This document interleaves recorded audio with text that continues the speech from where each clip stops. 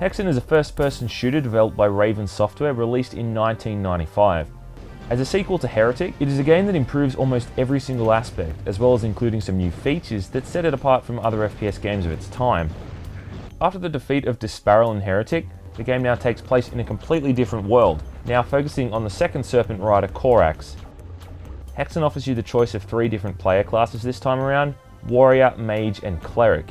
The Warrior and Mage are kinda self-explanatory, focusing on melee weapons and spells respectively, whilst the Cleric is sort of a mixture of both. There doesn't seem to be much of a difference between the classes though, and the concept is that the Warrior may be able to take more hits than the Mage, whereas the Mage would be more powerful with his selection of spells. Now, I've finished the game numerous times with each class, and the only difference I can see is that they move at different speeds. Aside from that, they all seem to take as much damage as each other, and ultimately your choice of class is going to come down to what type of weapon you want to use.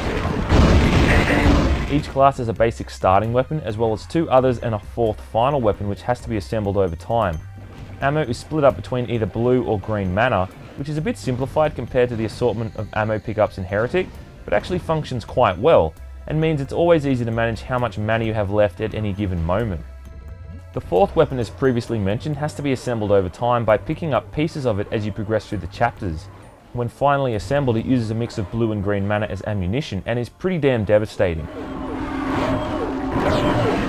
The Warrior's ultimate weapon is an enchanted sword that spews out an arc of fireballs, whereas the Cleric's releases a barrage of spectres that fly around literally ripping enemies to pieces. This is easily the most devastating attack in the entire game, and can clear out a room of enemies in seconds. The Mage's 4th weapon, a staff called Blood Scourge, is a little bit underwhelming though and can take a bit of time to get used to. This is kind of alleviated by the fact that the Mage's 3rd weapon, the Arc of Death, may just be one of the most devastating attacks in the entire game. Hexen continues the trend of fantastic level design and layouts first seen in Heretic. I've read online how some people don't think Hexen looks as good as Heretic, and in some ways it's taken a step back, but I think that's more of a matter of opinion than anything else. It certainly shows a lot more diversity in terms of the scale, and overall I found Hexen to be a much more appealing game visually.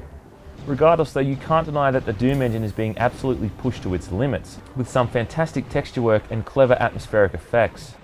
Raven Software has really tried to differentiate itself from Heretic as much as possible. You still progress level to level, but now the levels are broken up over a series of interconnected environments, joined together by a hub of sorts. The hub serves as a portal to each of the levels, where you have to complete mini objectives in each of them to unlock areas that can span across multiple stages. It can really be a bit confusing at times though, to be honest. Often when you flip a switch or unlock a door, it will also open something in another level, though the game gives you little to no indication as to what's happened. As a result, there can be lots of backtracking and confusion as to where you're supposed to go next. Combine that with the artificial difficulty level and you got the makings of a really hardcore game. If you're playing Hexen on the highest difficulty, it really is insanely tricky at times. You have to utilize every single weapon and item at your disposal, and like the first game, you have to manually select an item to use it, which can be quite cumbersome in the middle of a fight. The last chapter of the game takes place in a graveyard with constantly respawning enemies, and it is relentlessly tough. Trying to avoid everything and simply running past them to the next objective is a smarter move, but also a more dangerous one, as it can be easy to get stuck or blocked into a corner by the hordes of assholes that swarm at you.